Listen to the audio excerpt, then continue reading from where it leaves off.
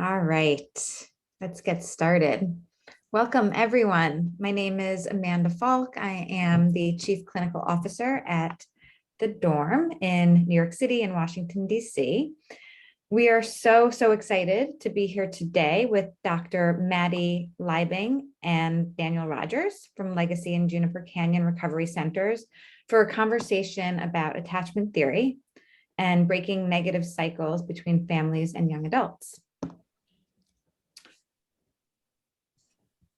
We are going to kick off today's conversation on this really important topic. But before we do so, I do want to just do a couple of housekeeping items to let everybody know. First, this presentation is going to be about 30 to 35 minutes, and then we will open up the conversation to a discussion that we hope will be super interactive. We encourage everybody to be thinking of questions during the conversation, be writing questions either in the chat or in the Q&A so that we can address all of those questions at the end of the presentation.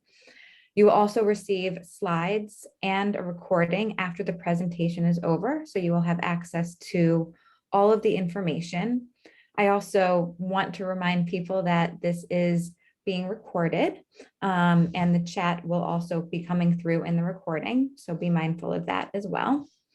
And with that, and without further ado, I am going to turn this presentation over to Daniel Rogers, and he will take it from here. Thanks so much. Hey everyone, we can move on to the first slide.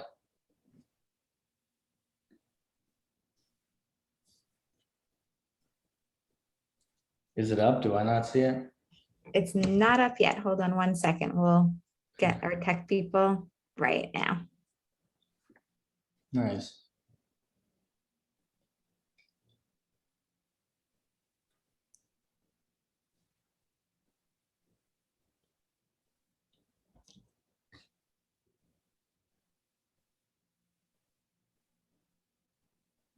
Technical glitches. Hold on. We're going to get the slides up and running.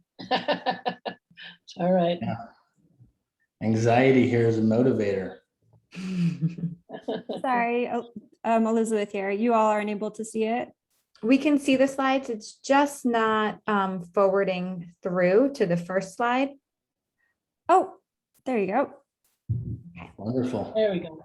All right, so let's get started. So our agenda for today, at least what we're hoping to cover, is sort of the basis of what is attachment theory.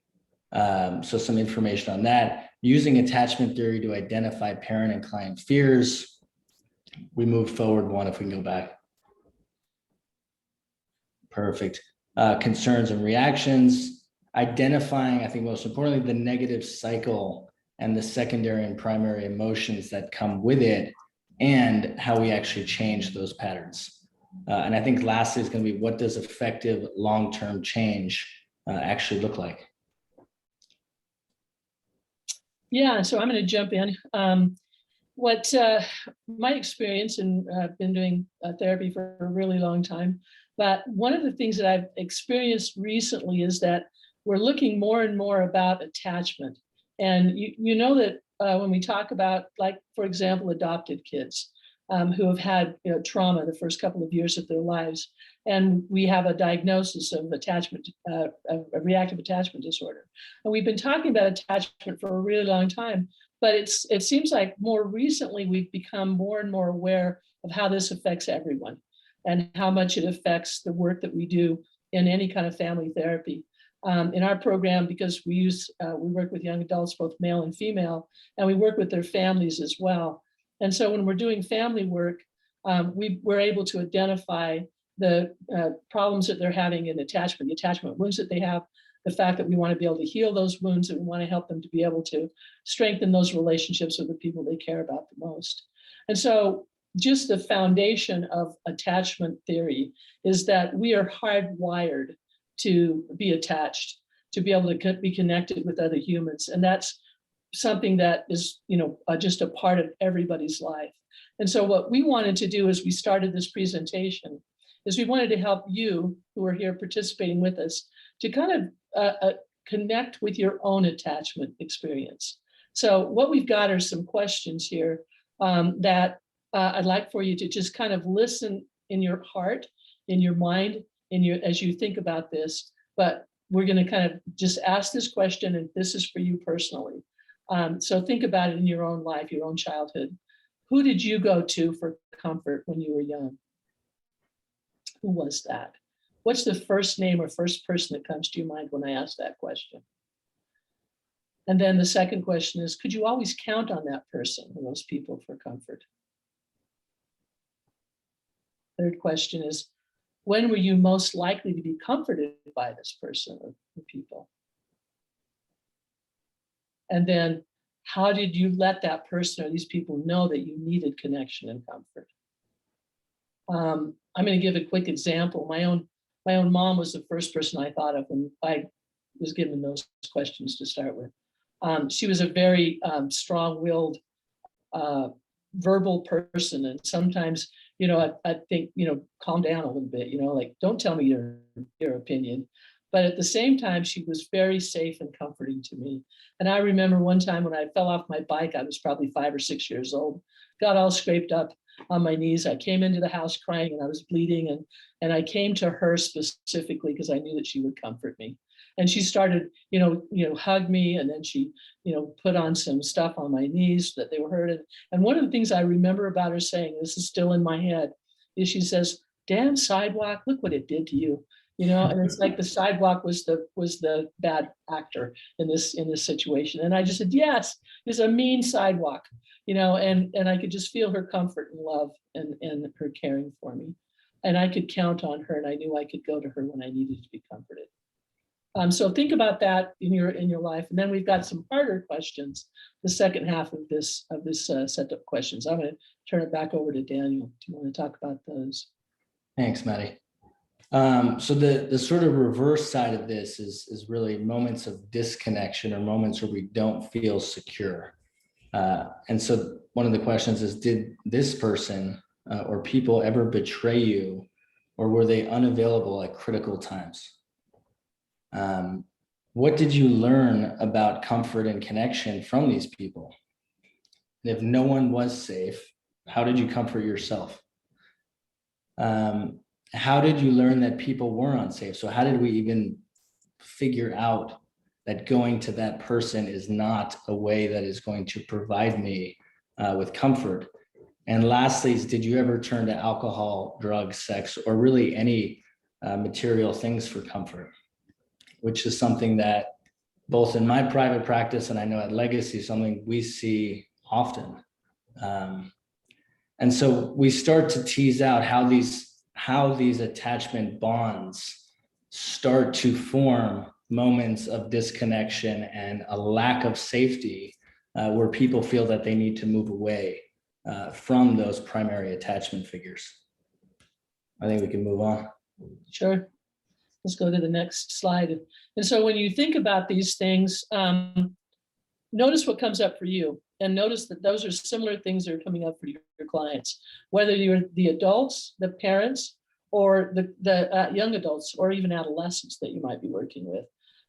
And what's interesting about this is that there are components of parenting that help to strengthen attachments and help people to be able to establish and live secure attachments. And this is one of we just want to give this as an example. There are a lot of them out there, but this is Dr. Siegel, and he talks about ways that we can foster secure attachments using the 4 S's that our children need to experience. And if you think about it, these are the things that we're going to be adding in the process of family therapy. And so those are the 4 S's. Seen, which is super important to be able to be seen, not just seeing with the eyes, but means perceiving them and understanding them empathically. Sensing the mind behind the behavior, what Siegel calls mind sight. We do a lot of this work where we do with either the parent or the client saying something and then having the other person reflect it and then say, "Do you feel heard?" And then the other person says, "No, I don't quite feel heard. Can you explain, let me explain a little bit more." And the idea is just really feeling seen, feeling heard, feeling like you're making this connection. The second one is safe. avoiding actions and responses that frighten or hurt the other person, and helping that environment to be safe. Soothed, helping them to deal with emotions, and that's what my mom would do. She was very good at soothing. And then secure, which is helping them to develop an internalized sense of well-being and laying a foundation that we can be able to build on. Now, if you think about the people that you work with, the clients that you've had, clients that we work with, those things are missing a lot of times in those relationships. And as you go back the next stage, I was just doing some work with a family this weekend, and what we found is that the parents, the client didn't experience some of these things growing up. And when we look back further, their parents didn't either, and that they had really tough childhood too. And then that difficulty got passed down to their child, who's now an adult that we're working with. So those are things that we want to be able to add to those relationships. Those are things we want to look at to see if they were not available for our clients as they were growing up. So next slide. Oh, Let's go back for 1 sec. wait, go back to the last one because Daniel has some stuff. So I think this is incredibly important. And for me, what's most important about it, and what I see happen a lot, is that we are absolutely going to make mistakes with this. There's no parent, there's no partner, there's no person in a relationship that at some time will meet all of these perfectly, right? And so really holding this lightly, because the most important bit here is that we are able to repair these things, and we can essentially recreate a secure attachment. And I think that's what's very exciting. And, you know, I was thinking about it earlier, and what sort of stood out to me, if we look at the 12 steps, the process of making amends is really the process of coming back and working to recreate a safe relationship. So just a quick side note on I had a story come up for me, which is when I was like 6, I fell and I broke my arm, and it was a pretty bad break where it was visible. And I remember my mom and dad were playing tennis, and I went up to them and I said, I think something is wrong. And I remember my mom shrieked. And my dad sort of blamed, and he said, how did you do that? And I remember in that moment feeling incredibly unsafe. You know, these are not people that I can go to. And what really stood out to me was that a day later, and I don't have many memories when I was young, but a day later, my dad put his arm around me and he said, you know, that was really scary, and I always have your back. And immediately he repaired what to me was the beginnings of that my parents are not safe. So point being is we can always make repairs. I think we can move on. I think that's essential. We have to make sure that our clients recognize that this is a learning, growing process. It requires people, you know, being able to be willing to be open and vulnerable, but at the same time recognizing that this is not going to stay the same. We can move forward. So this kind of breaks down into attachment types. And you can, I'd rather that they had arrows going on these boxes, but let me just make sure that I explain what these 4 boxes are. One part is emotional avoidance, trying to not feel, whether it's by using substances, whether it's by just being distracted, by playing games, whatever, isolating, trying not to feel. It's emotional avoidance. The other part is anxiety itself, and just anxiety going up and down. And so if you look in the top left box, the secure, that would be where you would have low emotional avoidance. In other words, a willingness to show emotions, and you would have low anxiety. And that puts you in a place where you can develop and maintain secure attachments. Now, this box is different for every relationship that you have. You're not always the same. And there's sometimes you'll have secure attachments with a bunch of people, and then you'll have one of these other for a different relationship. And so keep in mind that this is very fluid and can change. And then you have the 2 on the corners that we tend to work with a lot, which is anxious, which is low emotional avoidance. In other words, there's lots of emotions coming out, but high anxiety. And so they're feeling like all sorts of stuff happening and lots of anxiety because of it and a lot of emotion coming out. And a lot of times they'll find themselves in relationship with a person who's in the avoidant category down here, which is low emotional avoidance. They're just high emotional avoidance, I'm sorry, and low anxiety. So by avoiding emotion, they have less anxiety. And that's the ones that have a tendency to be isolated. We talk about one of them, the top is, well, we'll talk about this in a second. The anxious and avoidant, we see a lot. If you have all of those together, so high emotional avoidance, trying to not feel anything, and high anxiety, they kind of in that red category, which is one of the hardest ones to work with. But in these two categories, avoidant and anxious, what a lot of times you'll find is one of them, the anxious ones, will be pursuers. They'll be working hard to try to make connections with the person that they care about. A lot of times that's the parent chasing down their young adult or their adolescent child, and they're pursuing. And then the avoidant is withdrawing, and the young adult going into the room, closing the door, playing games, using substances, and avoiding having a relationship, and avoiding having to feel the emotion that they experience with that. And those two we often are working with, but sometimes those are in flux too. And we're going to talk a little bit more about that as we look at the next diagram. Did you want to add anything to this one before we move to the next one, Daniel? No, I'm good. Let's move on. And go to the next one, and you'll see how it fleshes out here. Okay, go for it. Sure. So this is, for me at least, it's a depiction of the emotional dance that plays out oftentimes at least in the room or at home. And the essential premise here is that something happens, whatever it is, it doesn't really matter. Something will happen in a relationship, and it will bring up an emotional experience where one person takes on the role of being the pursuer and one person takes on the role of withdrawer. So just as an example here, let's say a mother and son, and what happens is Johnny comes home and he's drunk, right? And mom immediately says, Johnny, what the heck is wrong with you? This is terrible. What are you doing? And becomes critical, right? And sort of in a way aggressive. And what we see happen is that Johnny's likely to withdraw. Johnny slams the door and he leaves.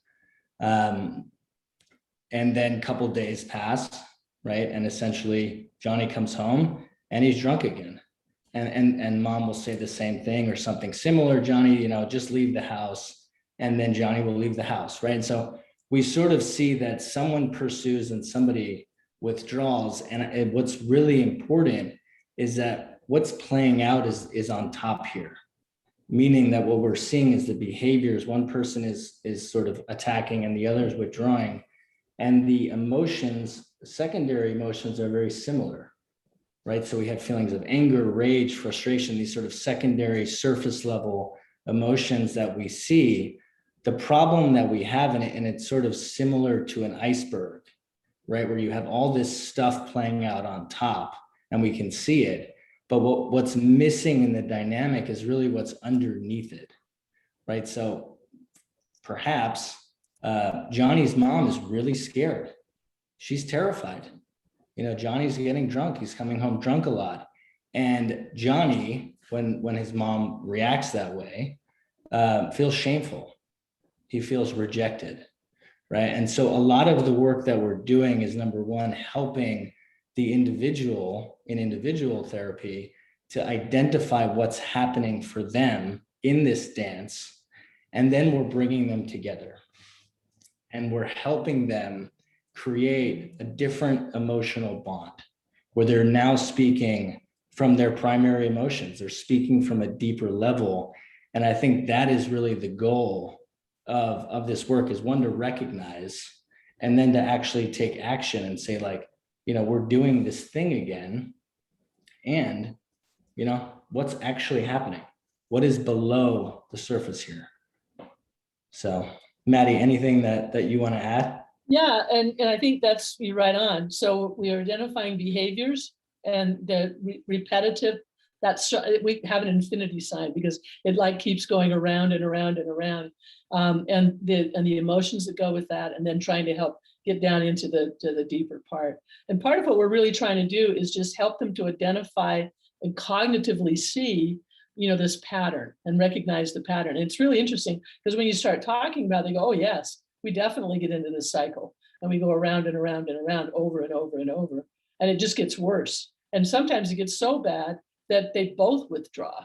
The parents just shut down too, so now they're on both withdrawal, places, and it continues this negative cycle that keeps going around and around. Some of this is coming out of some of Sue Johnson's EFT stuff. So I've done a lot of training with motion focused therapy.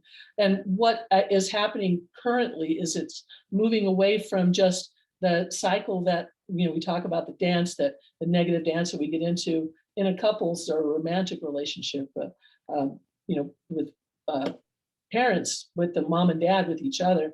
And what we're trying to do is expand this more into seeing how it operates with families and how it operates with parents and children, with friends, with them, and that kind of stuff too. So we're trying to expand that whole process, and then being able to get them into those deeper emotions and understanding what those are. And so sometimes in a session, what I'll be doing is they'll identify those emotions, and I'll be talking with one or the other, with the mom or with the client.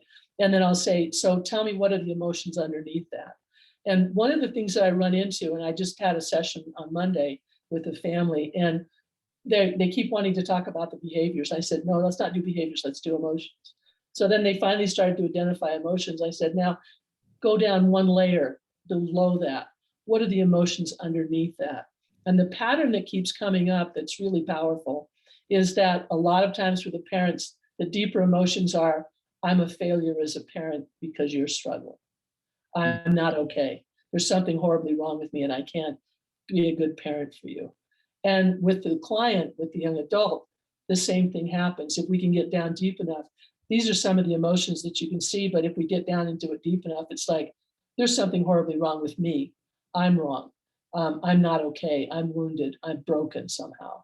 And when you can start getting into those kinds of things, and you give the opportunity to say what we call it a reach, is for, now you've been talking to me, Mom, about this. Can you tell Johnny what you're really feeling about all of this? And then we ask them to turn to Johnny and say, Johnny, I feel like I'm a failure as a parent because you're struggling so much. And amazing things happen when you start getting into that level of vulnerability, both with the son and with the mom. It can be really powerful. So what I wanted to do is I wanted to be able to take some of this information and be able to put it in a way that I can get to it quicker, rather than spending 6 hours, in a session with the family. And so go ahead and go to the next slide, and I'll show you what I put together here. So there's the book that Sue Johnson wrote. It's called Hold Me Tight. And there's a couple of people, Dr. Nancy and Paul Aiken, who put together a workshop for working with adolescents. And what they call it is Hold Me Tight, Let Me Go, which is that individuation process with adolescents and with young adults. And so what we're trying to do is help them to identify the negative cycle. Now, what we have is I have a handout that I've written that I took from their stuff. I want to give them credit, that I adapted to work with young adults and parents. And so this handout, it's a worksheet we're going to have available for you on a Google place where you can go and pick it up, and it'll be a Word doc, and you can adapt it for using in your own practice or your own work that you're doing. But what it is to help us to understand and untangle the negative cycle. So this worksheet, there's one that I've done for parents, one I've done for young adults. So I work with them individually, and the parents will do their handout and the clients will do their handout. I'll go over both of them separately with them. Then I'll bring them together, and we'll use this as a foundation for having a session, the family session together. So go ahead and go to the next slide. And so the first sheet has just one sheet of there's eight or nine questions. But there's a bunch of resources that are after that we'll show you after we've gone through these questions. So what it says is, when my young adult child and I are not connecting or struggling with connection, I often react by. And so what you do is what you identify as what do you do? So you're looking at your behaviors as an adult, as a parent, and then you can identify, we can help identify if you're pursuing or if you're withdrawing, but typically you're going to be pursuing. So that's the first question, fill in that blank. And there's some resources back in the handout that they can use. My young adult child then often reacts to me by, and that's their behavior. And then the third question is, my young adult child reacts this way. I often feel, and you talk about what your emotions are when you're in this cycle with your young adult child. Go ahead and go to the next slide. Go for it, Daniel. Thanks, Maddie. And then the fourth question is, when I react the way I do, I guess that my young adult feels. And so this is really the process of helping you step outside of the blinders and to sort of be a fly on the wall and see, like maybe something's happening here that I'm not aware of. So question 5, moving on, is when you're in this kind of a negative spiral, what do you say to yourself about your relationship with your young adult? And so here's what Maddie was referencing. We sort of go deeper into these negative internalized self-beliefs about being a parent. And we're able to sort of work through that. Let's move on to the next one. So number 6 is, what do you imagine your young adult is saying to him or herself? So again, the process of stepping out and looking objectively at the cycle. 7, when you're in this kind of negative cycle, how do you think your family member sees you at that moment? How is someone else, unrelated to the actual cycle or dynamic that's going on between you and son or you and partner, someone else came over for dinner and they're seeing this, what do you imagine they're thinking? And lastly, can you give a name to this cycle, this negative interaction? And I think the reason that question is so important, and we know from the work of Dr. Siegel, is that if we can name something, it essentially gives it less salience, right? We have more awareness over what's happening. And as a byproduct, we can essentially respond differently. So, and some of the words we use is like, we're calling it the tornado or the nightmare ride, or, something along those lines. So I think we can move. Or Maddie. And so what I was going to say too, along with that, is that in the process of doing this, what's fun about it is that you're, like, the parent is trying to guess what the son or daughter's feeling or thinking, or their behaviors. And then the same thing is happening with the young adult, because I have the same handout, but it's that I give to the young adults, and they're predicting what their parents will say or think. And so what's fun when you put those two together and you sit down in a session together. It's really fun to be able to have them see, this is what I think my young adult feels, or their behaviors or their feelings, and the son or daughter saying, this is what I think my parents' behaviors are and their feelings. So it's helping them to, just like Daniel said, to come out of themselves and be able to see what the other person is feeling. So these are this goes on the handout as well. This is just a resource for them to be able to look at if they're struggling to come up with what those behaviors are. So for the parent, if they're thinking about the young adult's actions, this helps them, just gives them some ideas. And what the young adults are doing, like trying to zone out, hiding my feelings, giving up, blowing up sometimes, expressing frustration with my attitude. So these are resources that are in the handout. Go ahead and go to the next one. This is the parents' actions or behavior list. Some of the things that parents typically do. They try to reason, they defend themselves, they try to tell you how to improve. They point out flaws in your argument. They make threats or bribes. So these are, some parents' behaviors. It helps to expand them into seeing some of the things that they might be doing that are actually increasing and continuing this negative cycle. Go ahead and go to the next one. This is a list of young adult feelings, some of the feelings that they're feeling. These are typically the ones above the line that we were looking on that behavior, on that diagram that we were looking at. Sad, angry, frustrated, unimportant. Go ahead and go to the next one. This is the parents' feeling list. Again, these are resources for them to look at as they're doing this handout. Feeling heartbroken, depressed, rejected, resigned, unwanted. And you can feel some of these are kind of more above the line, some are a little bit below the line too. And then go ahead and go to the last one. I think that we have this on the handout. What the young adults might say or think to themselves. When my parents and I are in a moment of disconnection, they just don't get me. They want me to change, but I just feel wrong about it. I'm so sick of their ideas about me. These are helping them to be able to see some of the things that they have been experiencing and can, might be feeling as they're doing this handout. So that's kind of the exercise that we do. And my thing, whenever I want to do a presentation or any kind of thing like this, I want to be able to have you walk away with something that you can use immediately, that you can, apply to whatever it is that you're doing, so that you can expand what you're doing in relationship to working with your clients. Do you want to say something about this slide, Daniel? Not particularly about this slide. I think, simply the takeaway being that we are looking and eager to move our attachments into essentially the upper left quadrant, into the secure region. And, we can do that, right? And we know from research that we can change our relationships and our forms of attachment.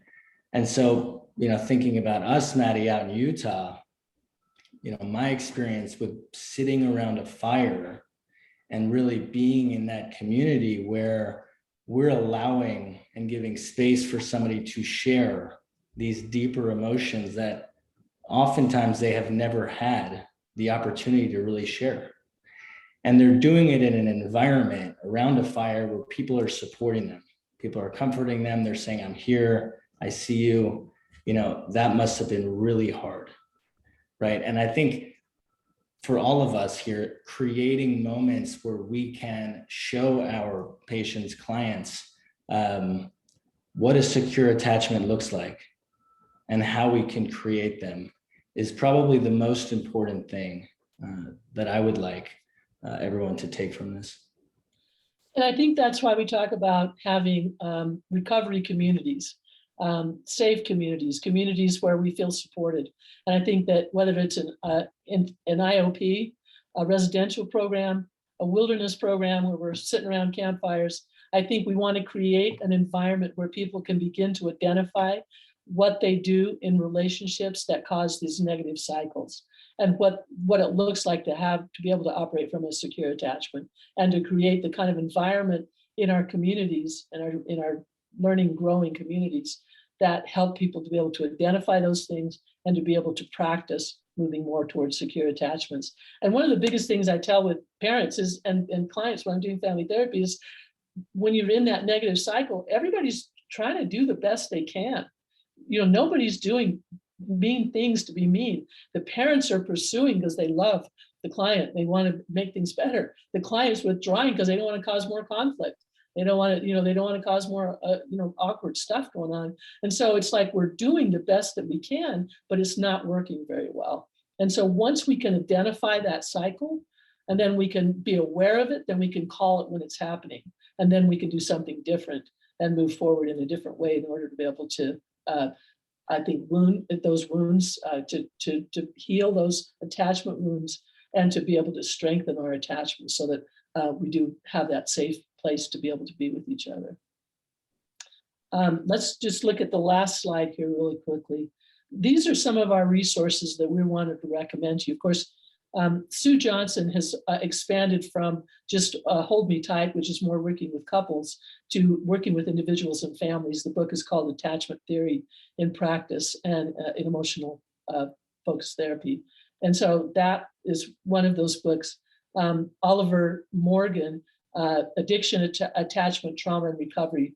And that is also applying a lot of these principles. And then the bottom one is an actual workbook with some handouts that you can pull out and use with your clients too, to help them identify their attachment styles, and also to look at seeing these negative attachments too. This is by Annie Chen. So those are some of the references that we built this presentation on. So I think that kind of wraps up the presentation part. What do you want to add here, Daniel, that I wrap it up? I have nothing to add. Yeah, I have one thing I'd like to add, which I think is an important fact for everyone to know, is that we know that emotional pain and physical pain register in the exact same areas of the brain.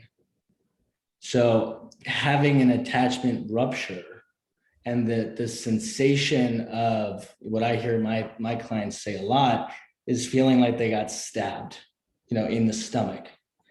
And so I think really broadening this to look at how significant it is for us to be connected to people and how challenging it is when ruptures happen to really work through them. That's all I would add. Thanks, Danny.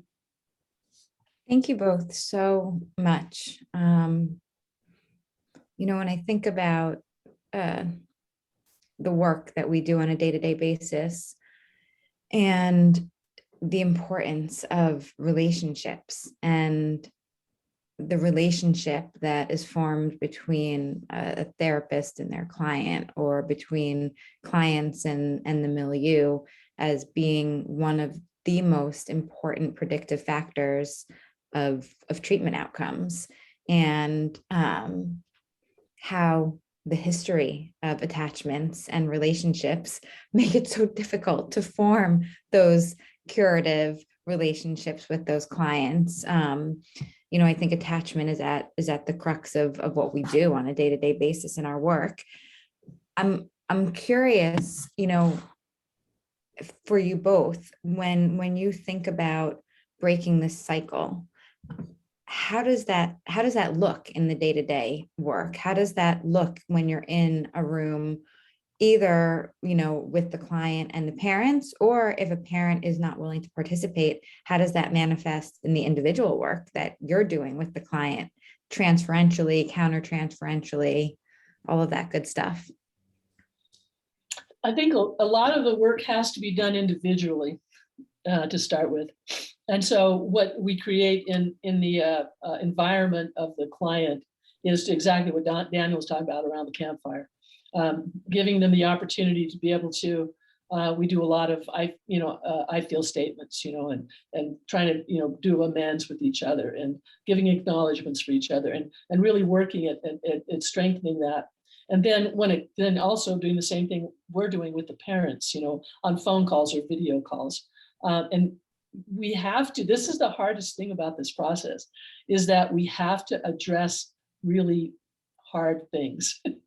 Things that are really tough to talk about. So like a client that I had recently, I was surprised by the fact that he started talking about that when he was little, his dad hit him when he didn't get his homework done. And he was frustrated because his mom would just stand there and watch it happen. And he was mad at her and he was mad at his dad. And we had to gradually get to the place where he was able to say those things to his parents. And that was part of their negative cycle. And that his parents were willing to listen and to be able to acknowledge that that wasn't okay, the way that they did those things. And then we even went back a step further and talked about their own childhood and how they were, the way that they were parenting was what they had, was a negative way, because they thought they were trying to, compensate for what had happened to them when they were children. And so the only way to do this is to establish relationships with the client and with the parents to be able to talk about hard stuff. And to be able to get to a place where they're willing to actually talk about those things. Now, there are parents that won't. You're right. If that's the case, then we just focus more on, let's find out how to adapt and recognize that this happened. But now, how do you want to operate with the people you're living with right now, the people that you're having to have interactions with? Is there a question that just came up that I just missed? There was a question. I just wanted to see, Daniel, was there anything you wanted to add to that, or? Yeah, I mean, what came up for me is just to deepen it a little bit. I work with clients that tend to be younger, and a lot of what I face in doing this type of work, especially in early relationships, is it being very challenging to go deeper. Meaning, I'll have a client say, I don't know what's underneath this. I don't know why I responded the way that I did.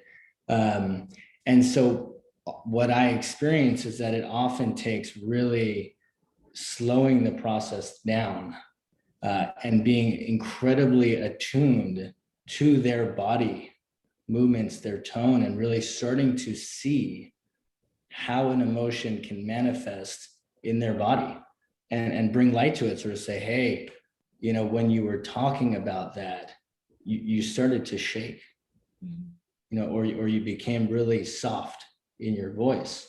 Like what just happened?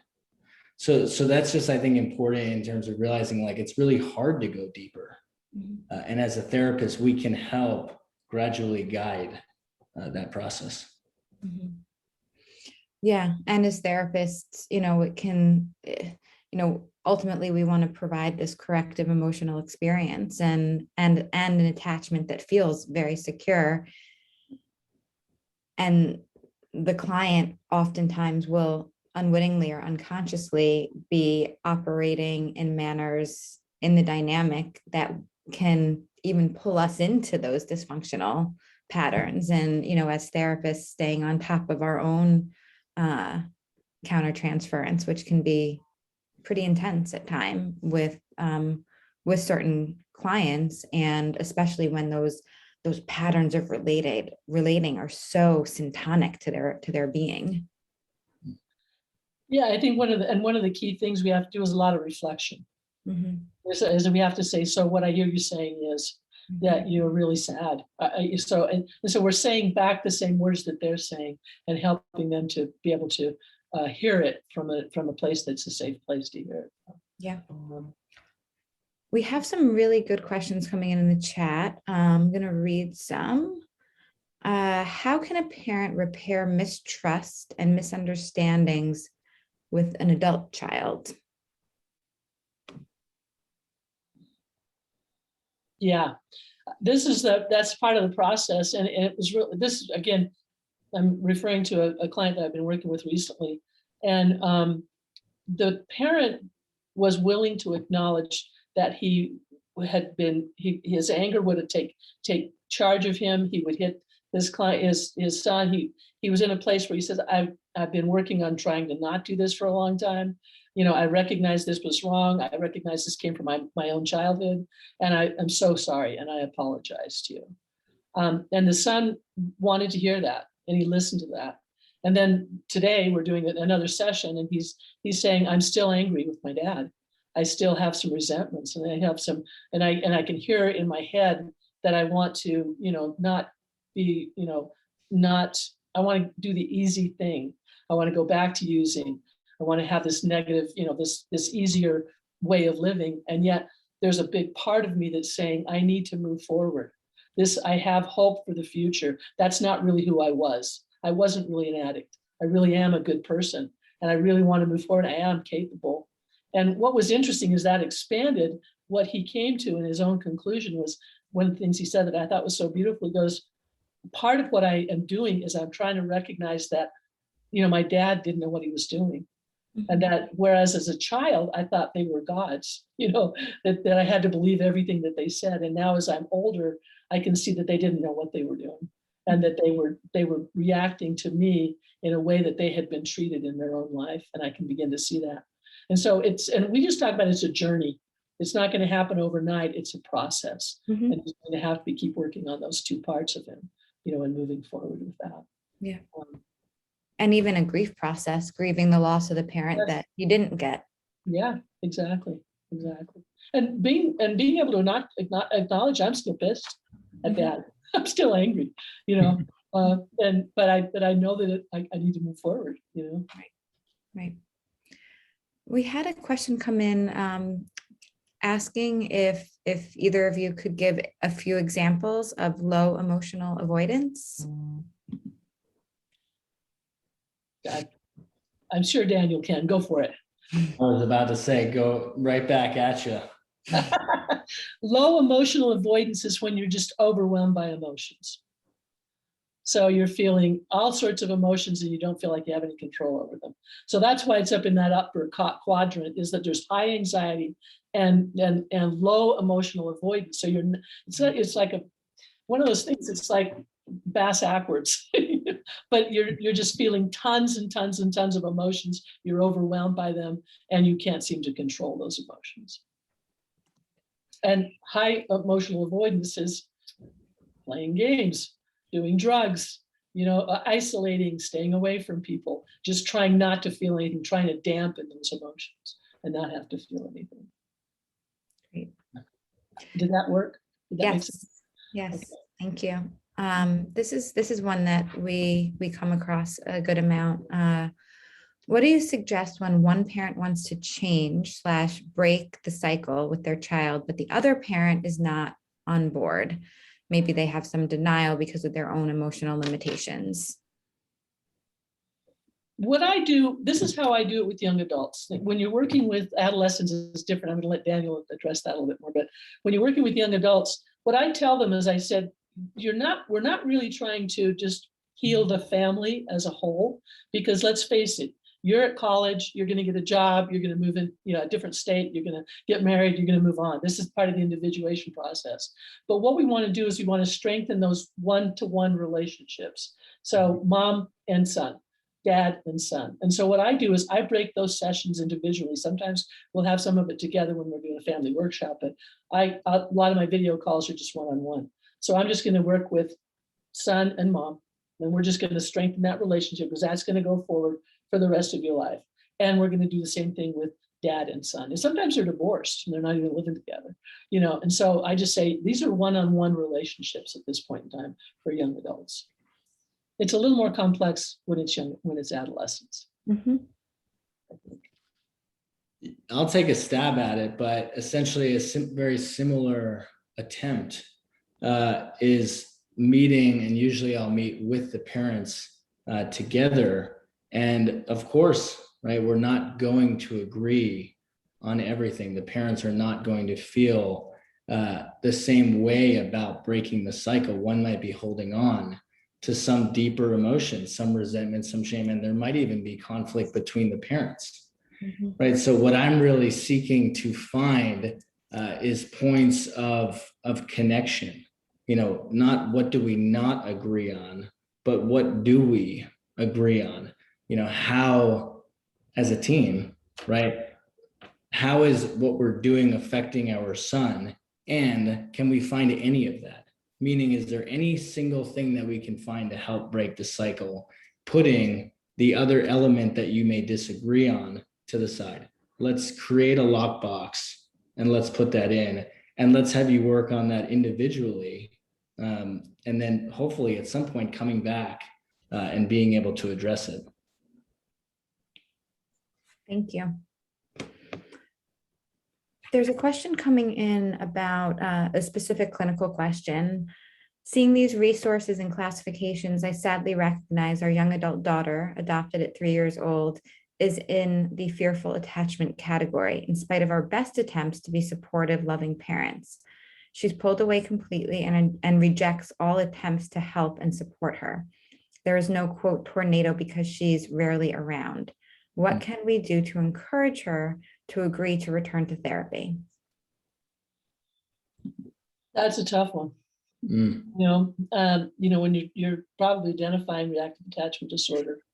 And whenever you do, it's a tough one, because what I experience when I work with RAD's kids, adults or children, is that they have this huge hunger for connection, a deep, deep hunger to be connected, and so much fear about it that they're continually going for and then stopping and pulling away from, and going forward and then pulling away from. And it's so hard in relationship to try to be able to help them to get past that fear of abandonment, rejection, and not being okay enough to be able to have a relationship, because it's almost like they're starving and they can't eat. Yep. Is really kind of what it looks like. And it's a slow process to try to help work with them, directly, especially as a parent, trying to get them into therapy and trying to find a therapist who can work with them well. But when you can start making that a little bit of progress at a time, you have to acknowledge and help them acknowledge why this is so terrifying for them and why they feel this way. And so it's almost like what we're kind of doing with that negative cycle is creating a cognitive framework for why this is difficult, and then helping them realize that that connects to their emotions, to their bodies, and to their responses. I know working with a RADS young adult a while back, and mom was working so hard to have a relationship with her, and they recognized that it was just difficult all the time. And so when I was trying to have a positive relationship with her, same thing you're talking about, we're modeling those same relationships as therapists, the kind of relationships that we want them to have with the people they care about. Is I would even say, okay, I'm going to say something and you're going to hate it, and I want you to just brace yourself, get ready, and I'm going to say this. And I would say, you did a fantastic job yesterday in group, and I just really appreciate it, or whatever it was. And she'd go, and she would go, yeah, this is hard for you to hear, But then I would just say, just let a little bit of it wiggle through, and let a little bit of it, flow in there a little bit. And so, and that's getting to a place where you can acknowledge that that's why it's so hard for them to be able to, have a relationship. And yet they had such a hunger for it too at the same time. Anything you want to add, Daniel, or? No, nothing. I mean, the only thought that came to mind, it's really tough, but really just being an ally as the parents in opening the door to supporting whatever she needs. Right. Literally, we're here for you. We're always here for you. And whatever you want, whatever you need, we'll support. Right. And also recognizing how hard it is, how painful it is for a parent in that situation, and to make sure that they're getting the love and support that they need. Yes. as well, because it's so painful to watch your child be in pain and not want your help. I'm mindful of time. I want to get to one last question before we say goodbye.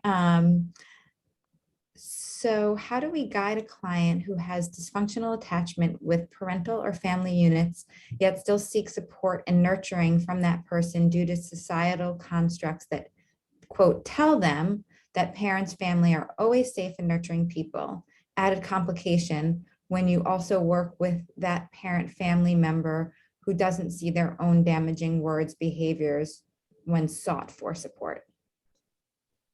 You guys get that? That's a lot. In the chat. So if you want to read it yourselves, it's a lot to digest, I know. I think one of the things that comes to my mind is that I've worked with young adult clients whose parents are alcoholics and are still actively using. And you'll watch the parent come into the relationship, they're sober for a minute, they want to have a relationship, we have some good things happening, and then they relapse. And going back and forth between that and watching my client.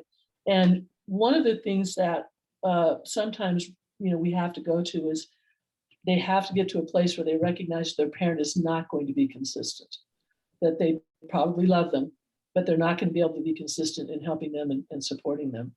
And then we help them identify who in their lives they can depend on and feel support from. And so then they have to spread out and develop that and be able to tell the difference, between them. And sometimes they actually have to just step away from that relationship.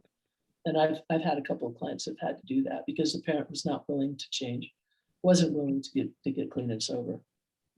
Chosen family versus given family. Mm-hmm. Yeah, exactly.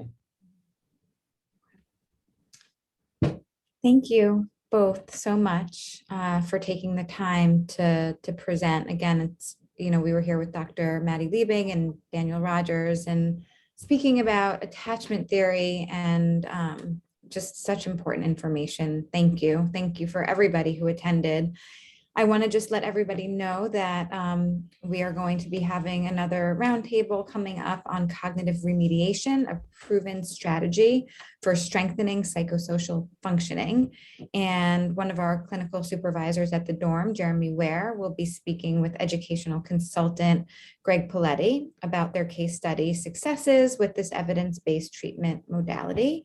And we will be sending out invitations shortly following this presentation. So shifting the focus to to CogRem from attachment theory. But thank you all again so much. And slideshows will be coming. If anybody has any follow-up questions that they would like Dr. Liebing or Daniel Rogers to answer, email them to us. And sorry, guys, we'll forward them along and get you answers as well.